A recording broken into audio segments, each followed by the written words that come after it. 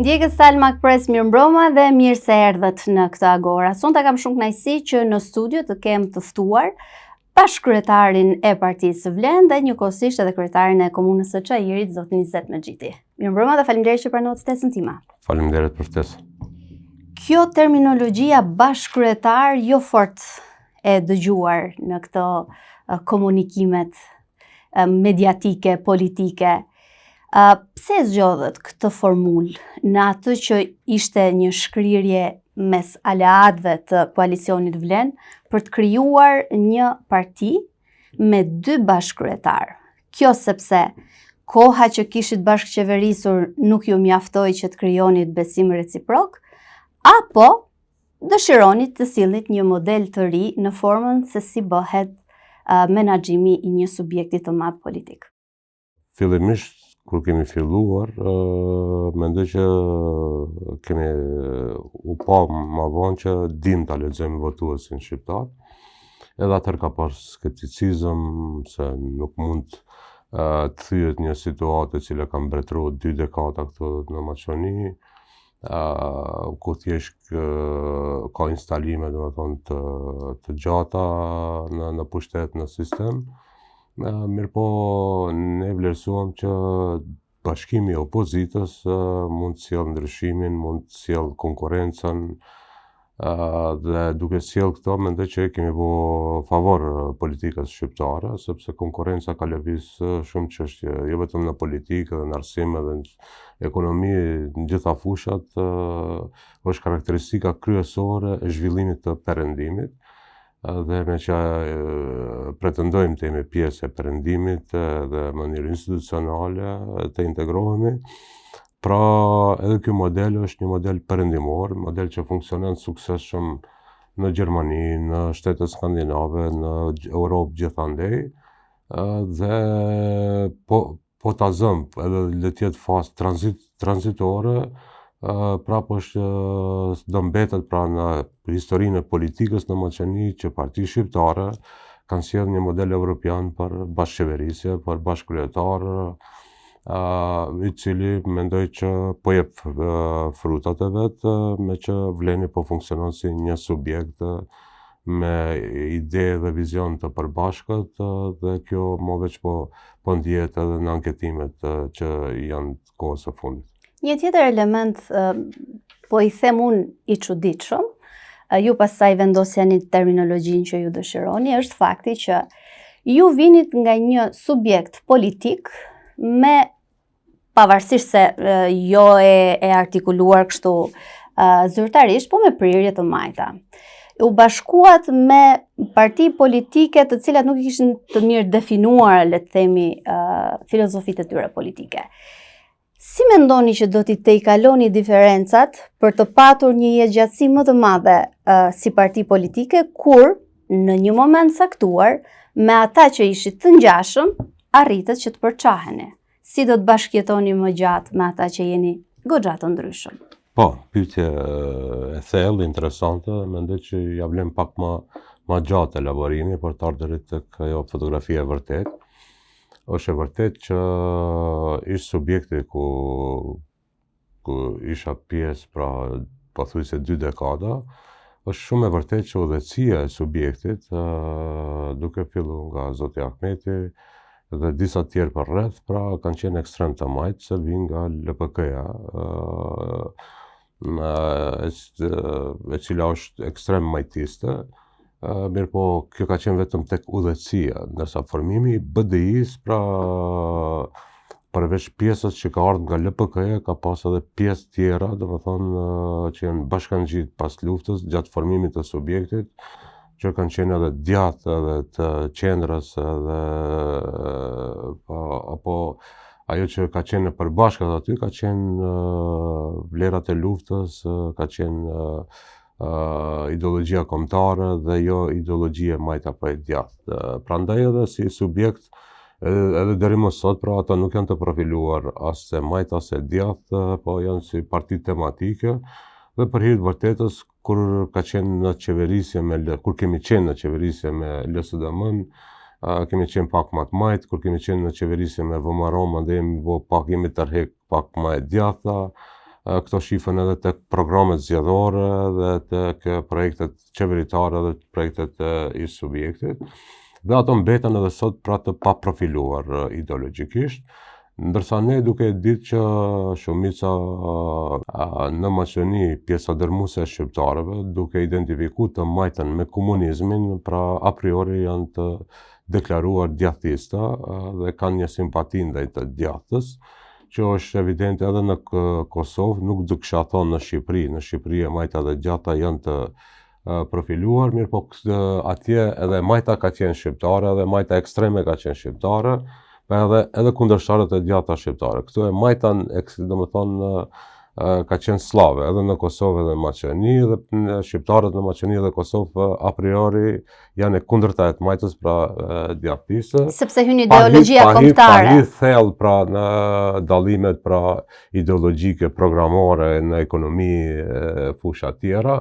Po për hir të vërtetës, ata që i njohin rrethanat politike në Maqedoni, jo që edhe e majta edhe djatha maqedonase janë mirë të profiluara. Ato janë të ndara, sikur komunizëm dhe antikomunizëm, pra LSDM-ja si trashëgimtare e Partisë Punës, Partisë Komuniste dhe djatha si antikomuniste. Po nëse i merr i analizon qeverisjet, këtu për shembull privatizimin e ka bërë Partia e Majtë. Qeverisja e Majtë, në krye me Branko Crvenkovskin në vitin 94, ndërsa nëse e merr dhe analizon qeverisjen e Gruevskit, i cili ka qeverisë 11 vite, si e djathtë, 90% politikave kanë qenë majtiste, populliste, duke dhënë, domethënë, ndihmë për pensionistët, për kategoritë ndryshme, pra që nuk kanë të bëjnë me djathtën. Pra edhe vleni është në këtë nënqiell këtu, dhe të vleni përveç Bekim Qokut, i cili vjen nga vetëvendosja, po këtu e kemi mbi votu, të gjithë tjerët, pra subjektet janë me orientim të djathtë, ashtu siç janë edhe shumica dërmuese e shqiptarëve në Maqedoni. Mendoni që do t'i tejkaloni divergjencat, kur në fakt nuk arritet do t'i tejkaloni divergjencat me ata që kishin shumë më shumë të përbashkëta? Nuk kanë qenë, domethënë, ideologjike, ma tepër kanë qenë rreth qeverisjes, rreth meritokracisë, rreth uzurpimit të subjektit, se sa dallime ideologjike në fakt. Me që jemi tek qeverisja, një prej gjërave që më shpesh të artikulohet është ajo se sa pushtet politik keni ju në vendimarrjet e mëdha në këtë vend, duke patur parasysh se numrat që i ka të siguruar në parlament VMRO dhe PMN-ja do t'ja vështirësonin funksionimin çdo partneri shqiptar për hir të vërtetës. Keni ju realisht një pushtet që imponon në vendimarrje? Apo jeni vetëm për të plotësuar kushtin qeverisës për prezencën e shqiptarëve?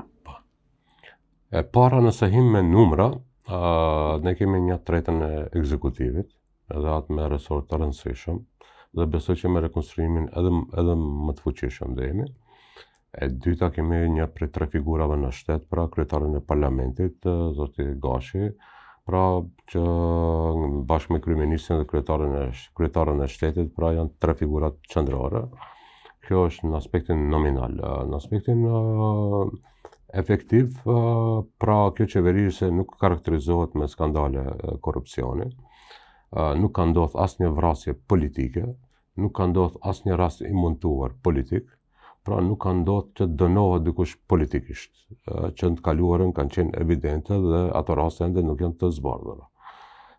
Dhe këtu pra nuk kemi as rrahje të nxënësve nëpër autobusa për të rritë rejtingun e njëri tjetrit, për të luajtur me fatin e nxënësve dhe fëmijëve për pojna politik.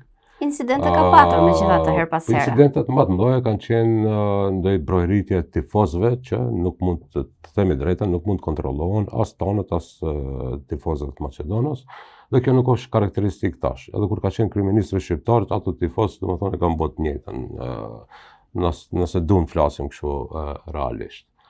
Nëse e kemi fjalën tek investimet kapitale, sepse ne vlerësojmë që ekonomia determinon politikën, dhe shqiptarët pra nuk mund të mbeten në pafundësi vetëm flasin për çështjet jetike të tyre. Këto duhet, po nuk janë të vetmet, sepse të rinjt po na ikin tash edhe për shkak standardit jetësor, edhe për shkak kushteve në arsim, edhe për shkak infrastrukturës, edhe për shkak një jete më të mirë. Prandaj me shumë përgjegjësi e them që në këto 2 vite po ndodhin diku 3 miliardë euro investime në vendbanimet shqiptare, kryesisht vendbanimet shqiptare, që nuk ka ndodhur në të kaluarën dhe po të kish pasur kështu investime. Edhe në të kaluarën vendbanimet shqiptare nuk s'do ishin dallu siç dallohen edhe sot pra nga vendbanimet ku jetojnë dhe veprojnë pala Maqedonës. Ose këtu e kam fjalën për korridorin 8 që e lidh Maqedoninë me Shqipërinë.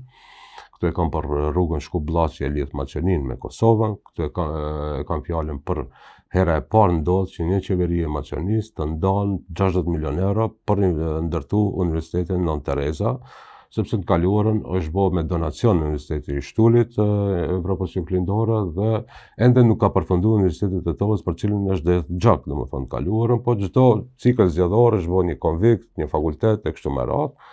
Hera e parë ndodh që fondet e qeverisë, pra Kredia Hungareze, të ndahet vetëm mbas numrit të banorëve, dhe kjo tregon se investimet shkojnë aty ku janë banorët, dhe jo si në kaluarën, domethënë që ka pas nga 5-6 kritere dhe investimet kanë shkuar, janë deviju nga vendbanimet shqiptare, dhe kjo është arsyeja që sot në komunat shqiptare, pa më parasysh ai qeverisë vleni BDI ose dikush tjetër, pra ndodh një revolucion, pra zgjidhet të problemet që nuk janë zgjidhet 20 vite të tëra, dhe nga 300 milion ne kemi marrë 100 milion euro për investime për komunat tona, dikun bëhet infrastrukturë nëntoksore, dikun qerdhe, dikun terrenes tenisi, dikun diçka tjetër.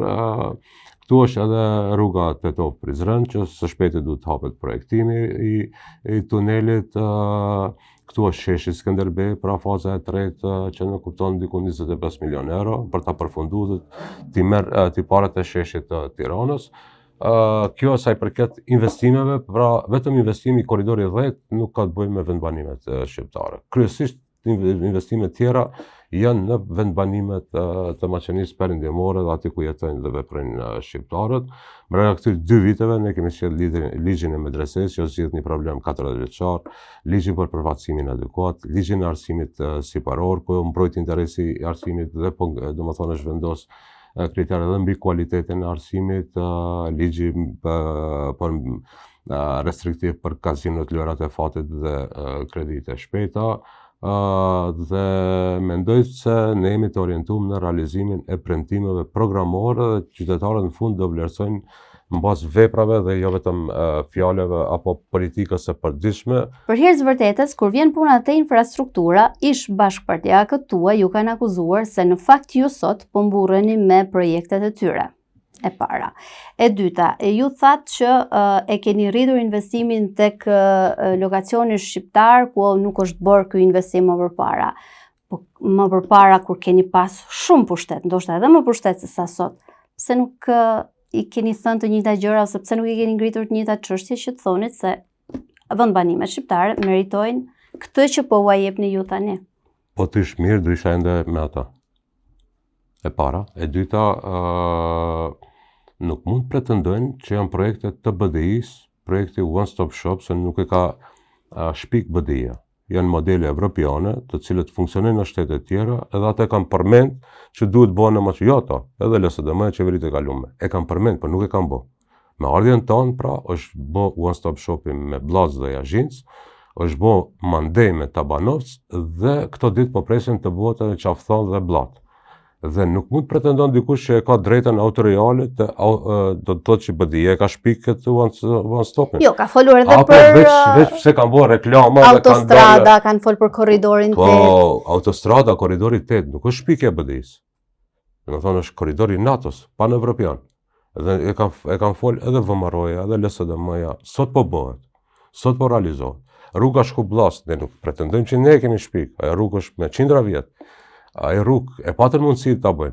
Pra me gjithat pushtet, duke pas kryeministrin, duke pas ministrin e financave, duke pas ato nuk i kishin mendjen te puna. Kanë vërejtje edhe në parlament si shef i grupit parlamentar të BDI-s, më thonë ma shumë punë, ma pak fotografi. Ju I keni pas aty zotin Osmani edhe të tjerat të cilët dilnin me filma duke bërë atje, duke hap projektin mbi vetur, me këmishë të përveshura, thuse, domethënë gjithçka veç çka s'ka filluar me intensitetin më të lartë dhe pas 6 muaj është e kryme.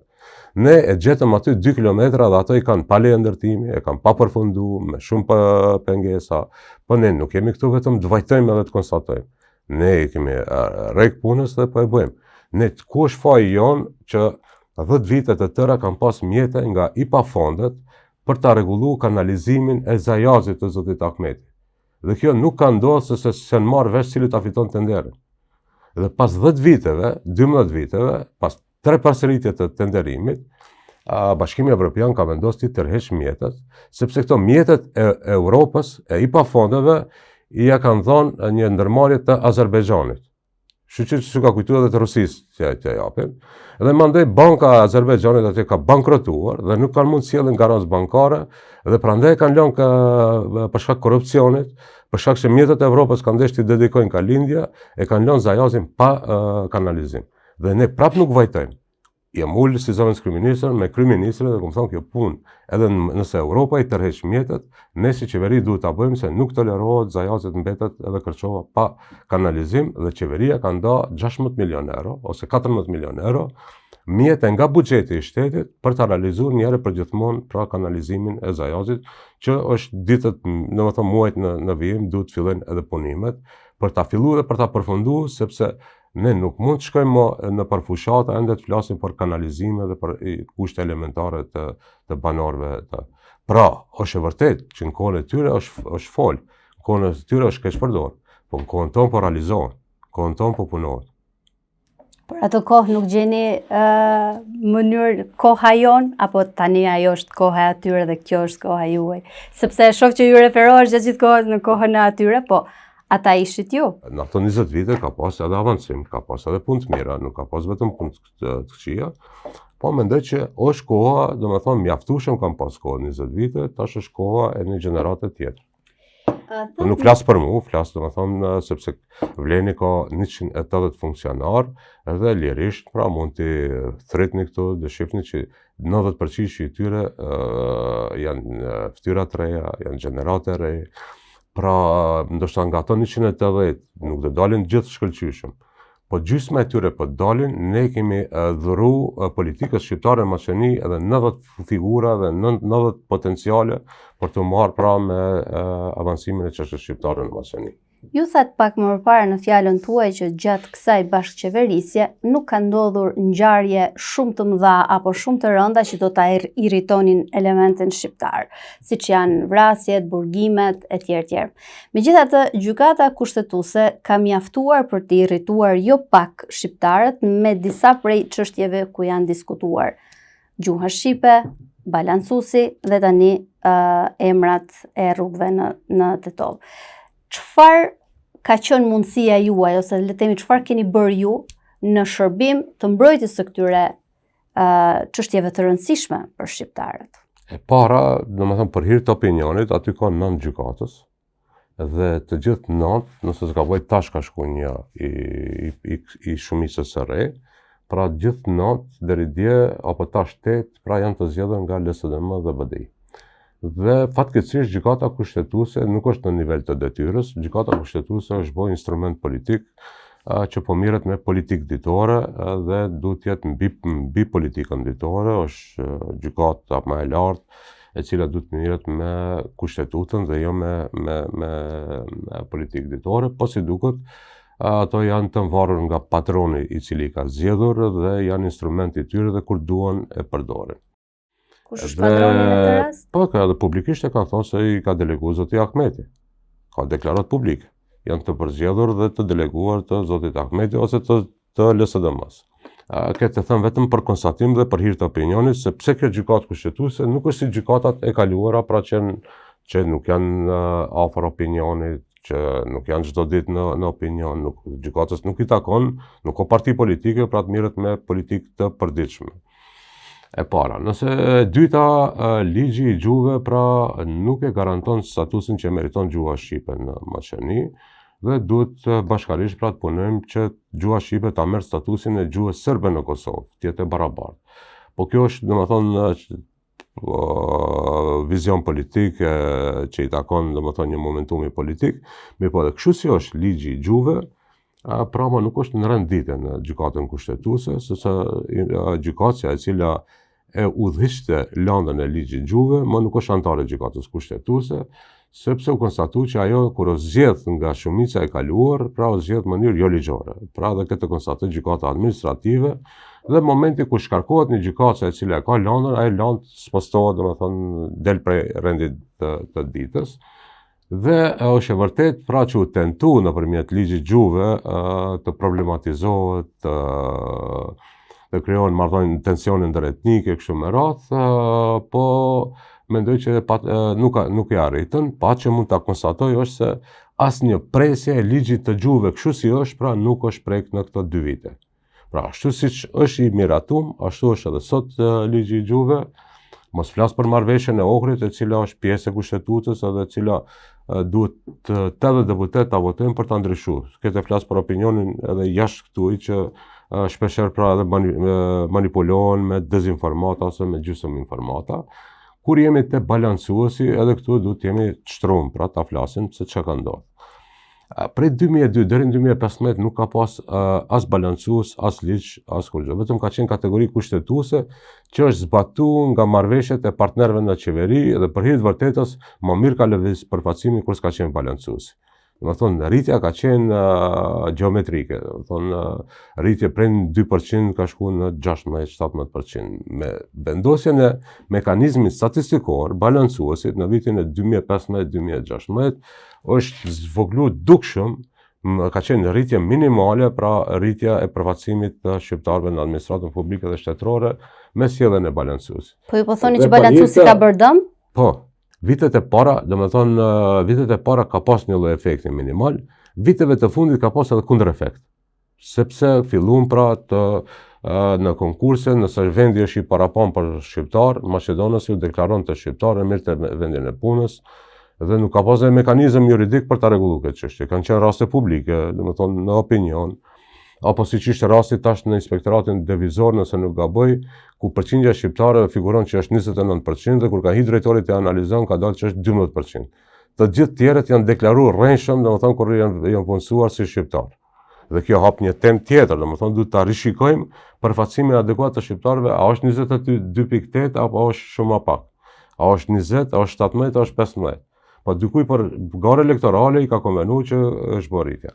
Dhe duhet ta përfundoj që ministrat, grupi Osmani dhe gjithë ministrat e BDI-s, bashkë me ministrat e LSM-s, kanë mendime me shkrim në qeveri që balancuesi është kundërproduktiv dhe duhet të shfuqizohet.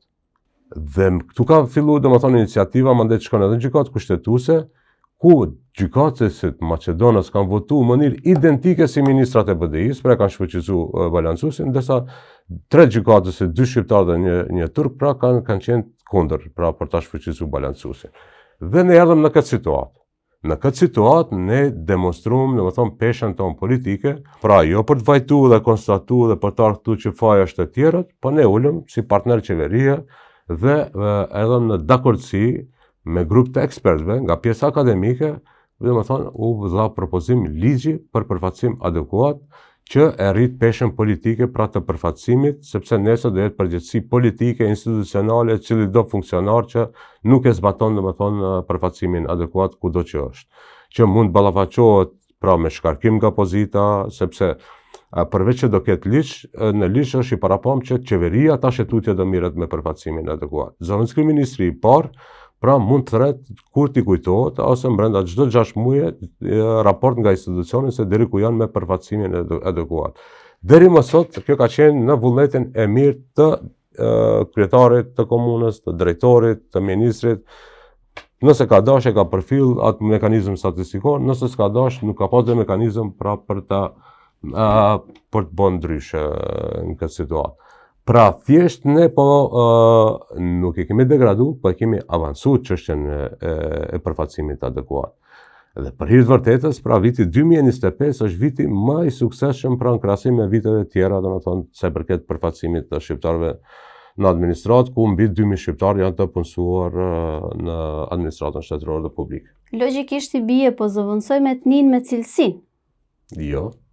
Nëse do të ishte kështu i bie që vihet në pikpyetje cilësia e kuadrove shqiptare që kanë funksionuar dhe që janë punësuar. Jo, për shkak se për herë të parë, nëse ka qenë një emet që nuk ka mund të identifikohet në moment kur është paraqit, a është shqiptar, a është maqedonas, a çka është, në kaluarën, po ka mbet vetëm në deklaratën që ka dhënë ai që ka aplikuar për vendin e punës.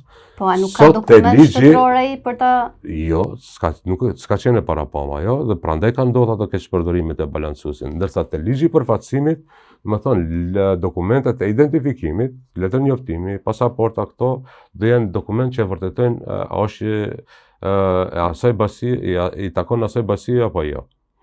Pra është eliminu një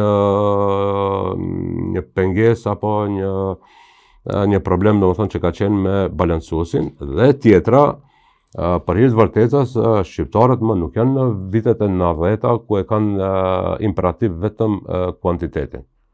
Sot edhe qytetari shqiptar pra kërkon që në administratë të jetë shqiptar, po të jetë më cilësor. Sepse shërbimin që do ja ofron qytetarit në varet se çfarë kuadri, çfarë punëtori, çfarë përgatitje ka që kemi punësuar aty.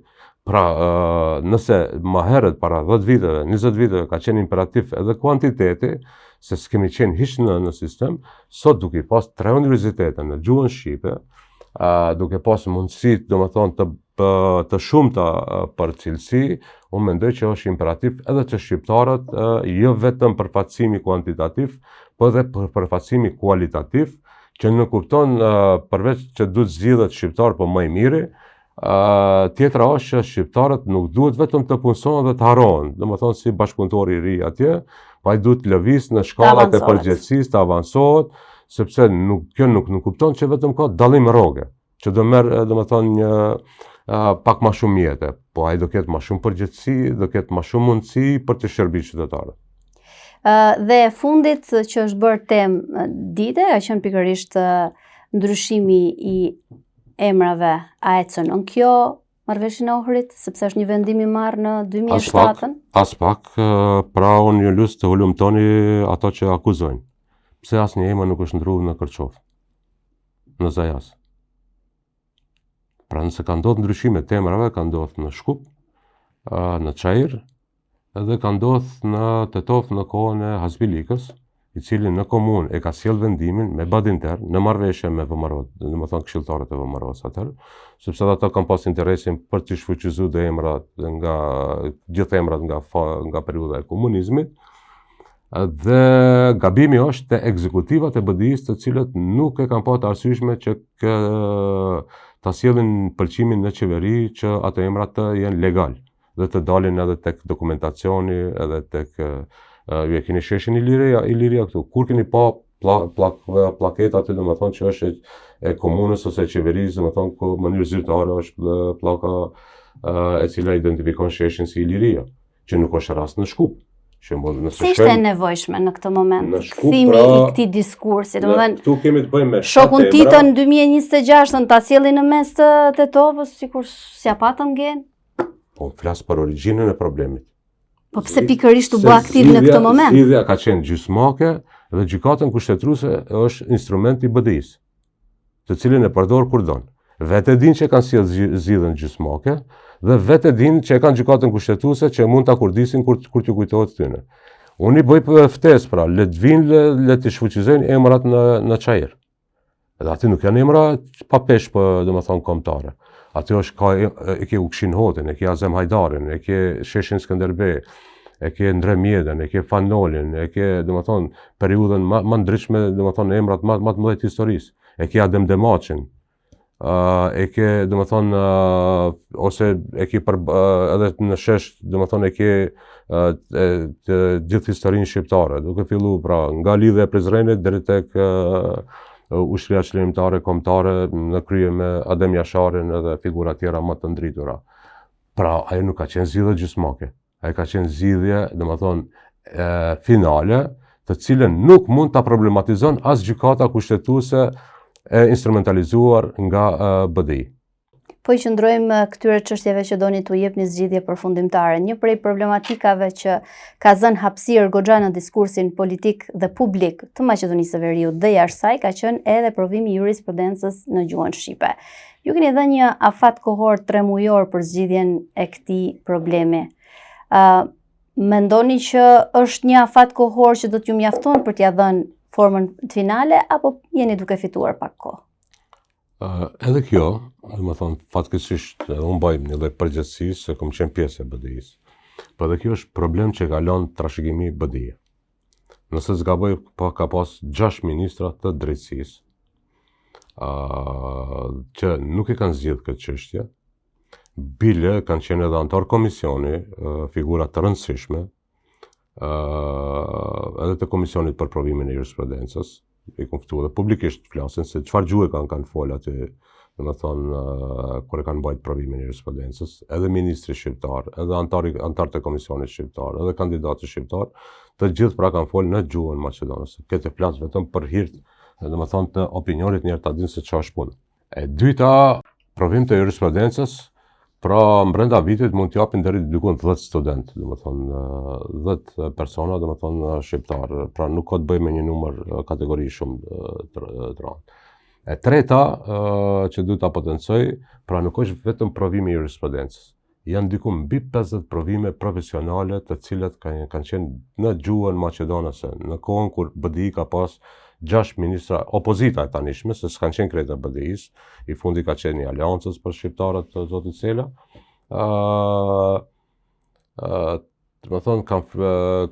Të gjitha provimet ka qenë në gjuhën maqedonase. Dhe vetëm disa provime janë zgjidhur në gjuhën shqipe, të cilët janë zgjidhur kryesisht nga ministrat tonë. Pra, zot Bekim Sali ka zgjidhur provimin e mjekëve, që është në gjuhën shqipe. Zoti Limani ka zgjedhur për edukator, për qerdhet dhe foshnjorët në Maqedoni, që për herë të parë provimi I pat në gjuhën shqipe, që është numër I madh I edukatorëve që duhet ta japin atë provim.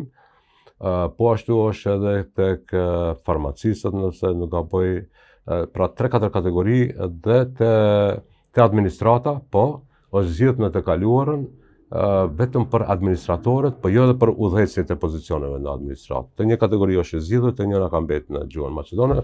Pra edhe nëse janë zgjidhur 3-4 provime profesionale në gjuhën shqipe, është merit e vlenit dhe ne kur hap çështja e jurisprudencës, edhe pa më parasysh organizatorët, qëllimi ato, ne I mbështetëm studentët dhe I thamë që do bëjmë zgjedhje dhe pas 24 viteve po bëjmë zgjedhje ligjore.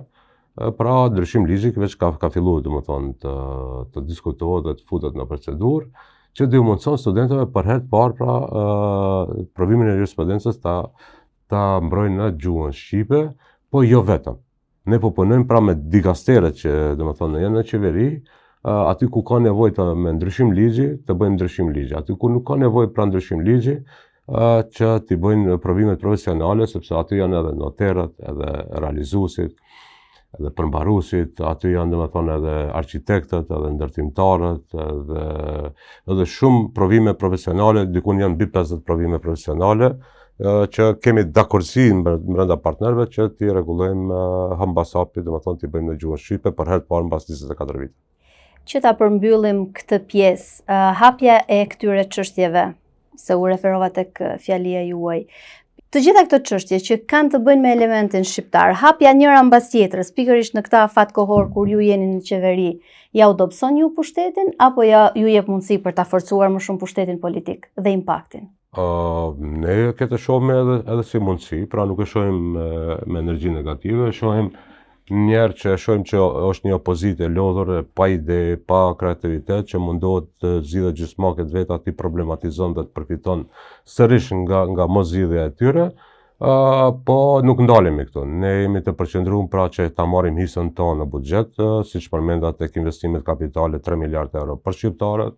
Ne jemi përqendruar pra te ligjet për arsimin e lartë përveç për të mbrojtur interesin e universiteteve tona, ne aty kemi vendosur edhe kritere për ta ngritur cilësinë e universiteteve tona, sepse imperativi jonë nuk është vetëm të kemi universitetet shqiptare, por të kemi fillimisht cilësor sa dhe maqedonase dhe mandej edhe mbi ta, që për momentin pra nuk i kemi arritur kështu si objektiv. Fatkeqësisht, po prandaj në ligjin për arsimin e lartë kemi futur që të hyrat vetanake të universiteteve mos të harxhohen në mënyrë jo të dedikuar, po minimum 40% të shkojnë për investim brenda në proces dhe në pajisje për universitetin, apo kur ka ndodhur problemi balancuesit, kjo nuk na ka dobësu, po ne kemi shku një hap më tej pra me duke sjell ligj për përfaqësimin adekuat, pra ne vetë e themi që ne për herë të parë kemi sjell konkurrencë në skenën politike shqiptare në Maqedoni,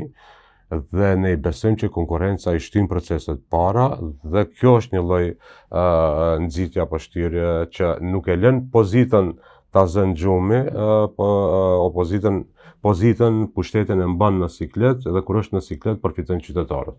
E kur është pozita aktive, vjen edhe me riformatime të vetvetes. Jemi në një moment të rëndësishëm për qeverinë tuaj, është riformatimi i qeverisë. Pritet që të dalin emrat e rinj që do jenë zëvendësues të vjetërve. Këto ndryshime në kampin tuaj bëhen si pjesë e një marrëveshje me partnerin VMRO-DPUN, apo do t'i merrin në konsiderat performancat e ministrave deri tani? Po ka një rregull, është më mirë të përmirësohesh vetë se sa ta përmirëson popullit, atëherë është vonë. Dhe nuk duam si ata të tjerët pra të presim të na përmirëson populli, po mundohemi të përmirësojmë, ta japim më të mirën, ta japim maksimumin dhe t'i bëjmë përmirësimet vetë. Dhe në riformatimit apo rikonstruimit këtu si tene që përdoret më tepër, i kemi paraprim me vlenin një subjekt, sepse nëse para 2 viteve ishte imperativ dhe me çdo kush pra të bashkohet opozita dhe të hapërojmë bashkë, tash imperativi i dytë është që kjo vleni të jetë një subjekt dhe kjo po jep rezultatet e para. Dhe ne me qëllim pra kemi ngutë këtë punë që t'i paraprim riformatimit të qeverisë, ekzekutivit, për ta bo edhe vlerësimin e ekzekutivit të ministrave, zavencave, një herë vetë, dhe dyta që në negociatat për riformatim pra të fol vleni me një zë. Dhe tash jemi në bisedime si vlen të VMRO-DPUN dhe Znami, që është partneri i tretë në qeveri, po bën vlerësimet e fundit, jemi në biseda, pa që mund të them sonte këtu, që vleni të del shumë më i bashkuar dhe shumë më i fuqishëm nga riformatimi i qeverisë. Cilët janë dikasteret më suksesshëm deri tani? Në palën tuaj.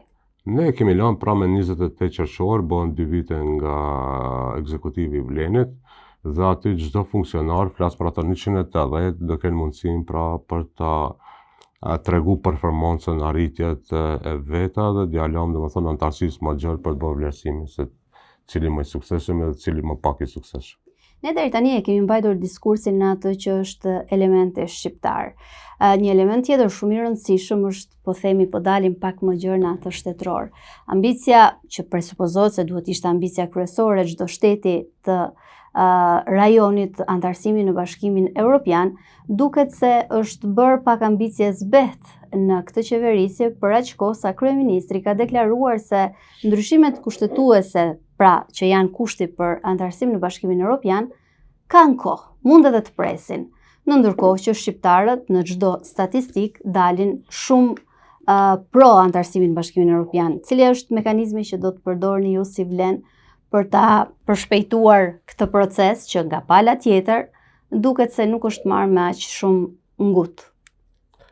Më tepër nuk e shoh si problem evropian, po është një problem bilateral ndërmjet Maqedonisë së Veriut dhe Bullgarisë, ku kanë probleme serioze, në hap tema serioze rreth historisë, rreth identitetit e kështu me radhë. Ne mirë kuptojmë bashkëqytetarët tonë, sepse ne vetë jemi të ndihshëm kur dikush na prek në identitet në drejtat tona. Po të njëjtën kohë ne jemi garant që Maqedonia mbetet e përkushtuar drejt rrugës euroatlantike, si shqiptar dhe si vlem, dhe ne jemi një lloj lehtësuesi i këtij procesi. Duam të ndihmojmë këtë proces bashkë me partnerët tonë strategjik, me Shtetet e Bashkuara të Amerikës dhe Bashkimin Evropian, dhe momentin e duhur ata tek ne llogarisin në partnerë të sigurt për ta ndihmuar këtë proces. Po ka një dallim, realisht ky proces nuk ka lëviz as qeverinë e kaluar as në këtë qeveri.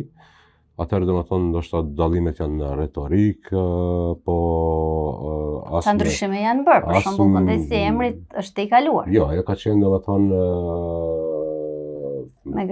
antarësimi në NATO, por ai ka zgjatë dekada të tëra dhe është e vërtetë domethënë që edhe atëherë kam qenë i thartë për të prish me Nikola Gruevskin dhe për të bërë koalicionin me Zoran Zaev, i cili është më meritori për ndryshimin e emrit dhe për antarësimin e Maqedonisë në bashkimin në NATO, që ka krijuar siguri më të madhe, duke qenë pjesë e kësaj aleance të madhe, dhe që ka edhe impakt ekonomik edhe tjera.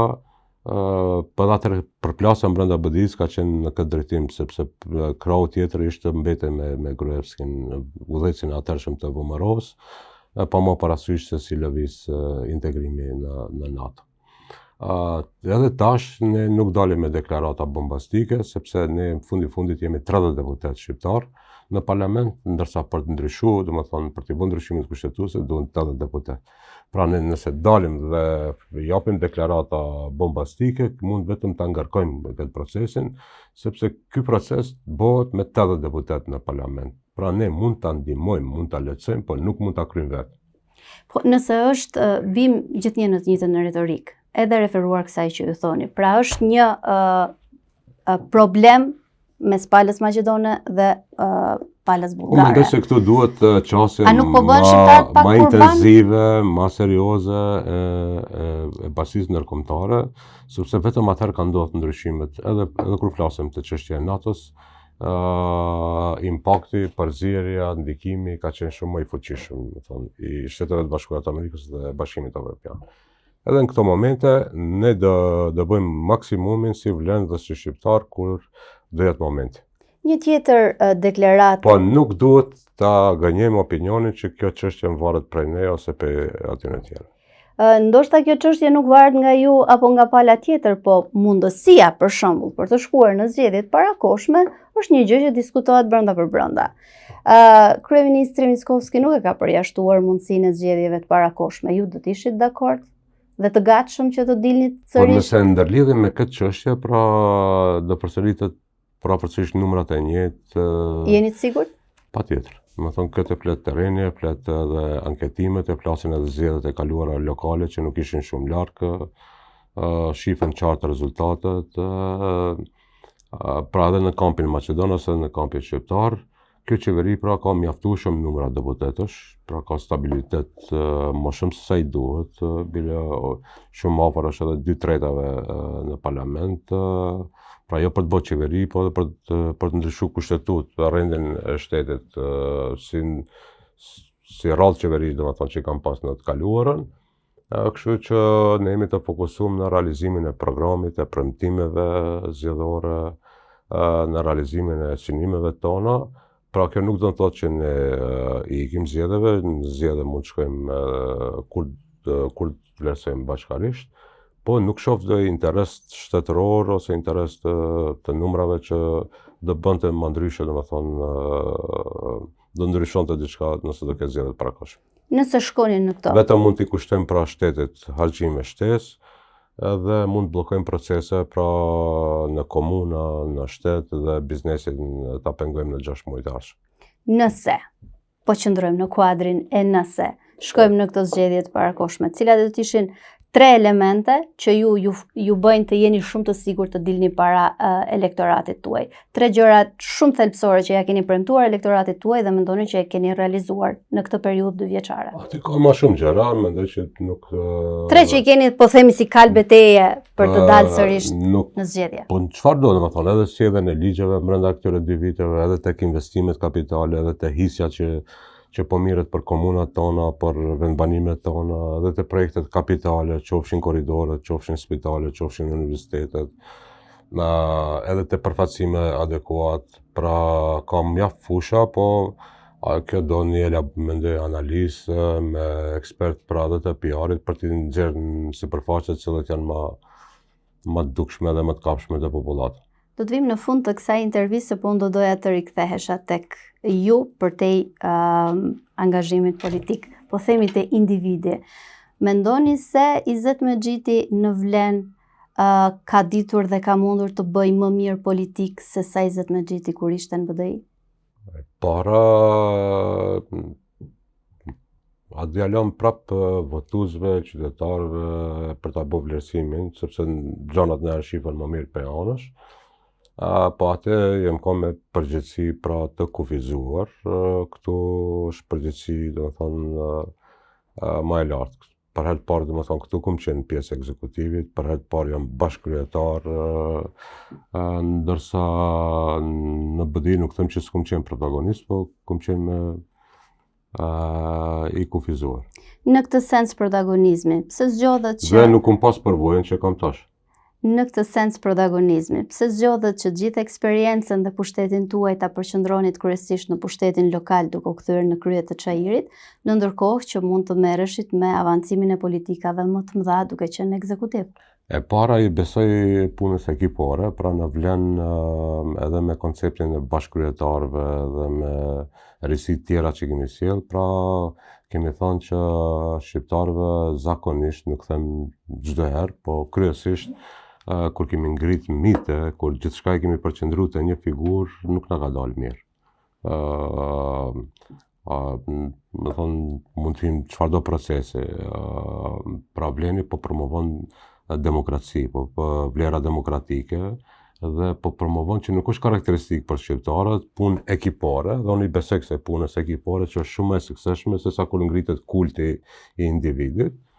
E dyta, unë nuk i hika përgjegjësisë, pra e mora përgjegjësinë si zëvendëskryeministri i parë me këto numra në parlament, pra edhe ndoshta një gabim e kemi bërë që është dashur ta bëjmë krahasimin e qeverisë të Vlenit me VMRO-n dhe të BDI-s me VMRO-n me Gruevskit, sepse parafërsisht edhe numrat kanë qenë, edhe VMRO domethënë është më e drejtë dhe më objektive. Ne e lejum që qeverisjen tonë me VMRO-n ne ta krahasojnë me qeverisjen e LSDM-s viteve të kaluara, jo me LSDM-n, se te LSDM-ja ka dallime qeveria e Branko Crvenkovskit, e Buçkovskit, e Harit e tjera. Aty i lam domethënë shtek që ato të kenë pak hapësirë të flasin, po dhe kur erdhën zgjedhjet lokale, ato e bënën si jeta vdekje, domethënë se është çështja e legjitimitetit, që ne nuk kemi legjitim, nuk kemi përkrahjen e popullatës, dhe në fokus vendosën pra gjitha kamerat, gjitha reflektorët mbi Çajir dhe Tetov, po domethënë më tepër në Çajir, duke nxjerrë si kandidat zotin Osmanin, një prej aduteve të tyre kryesore, dhe kur unë nuk jam atyre që iki betejave, dhe mendoj se rrallë ku marrë pozicion është hera e parë si zëvendëskryeministër që kem qenë i delegum, kryesisht kem qenë domethënë i zgjedhur i popullit, pra mandatët çdo herë i kam marrë nga populli, pra u sfidova për dalë në Çajir nga ish kolegët e mi, nga BDI-ja, për të matë në Çajir, për ta matë se kush e ka legitimitetin e shqiptarëve, dhe unë e pranova këtë sfidë, pra e lash pozitën e zëvendëskryeministrit, dola kandidat për Çajir, edhe pse pa ta mbyll atë kapitull. Mendoj që s'kum gabu se Çajirit i kam borx, pra më kam bajt gjatë kohë, domethënë si kryetar komune, i kam borx pra që ta ndjenë dorën e ngrohtë të qeverisë në kapitale konkrete, siç është rruga Cveton Dimov, siç është Sheshi Skënderbej, siç është Universiteti Nën Tereza, siç është rruga Mithat Frashëri që fillon së shpejti, me projekte që... Pra ju do të bëni një çajir më të mirë? Patjetër, sepse ja kam borx çajirit edhe unë edhe Vleni, dhe ne u matëm, fitova unë çajir, fitoj Bilali në Tetov, fitoj Vleni në pjesën ndërmuese të komunave, dhe BDI Vleni nga 3 komuna, sot qeveris me 10 komuna, kryesisht qytetet shqiptare, ndërsa BDI dikush me cila ka qeveris me 15 komuna, sot ka 3 komuna rurale, më thonë ka Qashkën, Likovën dhe Plasnicën, nëse mund të quhet, më thonë komunë shqiptare, sepse është komunë turke. Çajiri është një komunë me goxha problematika për hir të vërtetës, dhe është një komunë drejtimin e të cilës e keni patur edhe më përpara. Dhe ju pretendoni se do ta bëni një çajir më të mirë. Pse nuk e keni bërë më përpara më të mirë? Por që infrastruktura dhe shumë problematika e shoqëron jetën e qytetarëve. Kur jam bërë kryetar komune në 2005, pra nuk si kom bërë unë kufit e çajirit. Unë kom dalë kandidat për kryetar çajiri, pra çajiri ka vetëm 3.4 km2. Kazerma për afër çajirit, Marshalltit i ka ndrua emrat, është kazerma më e madhe në Maqeni, një prej më të mëdhave, ka 2.2 hektar. Do të thonë, nëse çajiri ka 220 hektar, çajiri ka 340 hektar, kazerma i ka 220 hektar. E kuptoni, do të thonë, çka kemi trashëguar? Cilën komunë ku marr ta udhëheq? Ka marrë, do të thonë, një kazermë ku ka 70.000-80.000 banor, që e ka densim më të lartë në Evropë, ka 18.000 banor në 1 km2, pa ndërtesë, do të thonë, pa objekt komune e kom trashëguar kur jam bërë kryetar komune. Kum funksionu 1 vjet në barakat e komunës së Botelit, do të thonë me borxhe deri në fyt, me shumë pak përkraje nga qeverit e kalume, dhe mendoj që mjaftueshëm kemi bërë për ta ndryshuar çajirin. Sot çajiri është bërë qendër universitare, qytet studenti, ka rreth për qark çajirit ka 5 universitete. Kemi ringjallë qarshinë e cila ishte vdekur, edhe është qarshia më e madhe në Ballkan me 700 dyqane. Sot është pjesa më atraktive e Shkupit, dhe nëse duam, do të thonë, me infrastrukturë nëntoksore, çajiri qëndron më mirë se edhe komunat urbane në Shkup.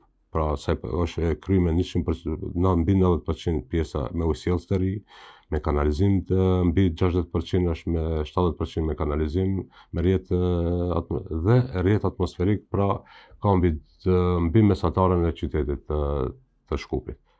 E keni artikuluar disa herë këtë çështjen e mitit të individit apo kultit të individit, dhe unë po mbetem prapë tek ju. Nëse do të kishte një çështje shumë të rëndësishme shqiptare, do të renditeshit sërish në një krah me zotin Ahmeti? Patjetër. Jo me zotin Ahmeti, me cilin do shqiptar. Momentit që është e rrezikuar që është shqiptare, ose është diçka në të mirë të shqiptarëve, as nuk kam dilemën më të vogël, do të thonë që do ishme në atë vi.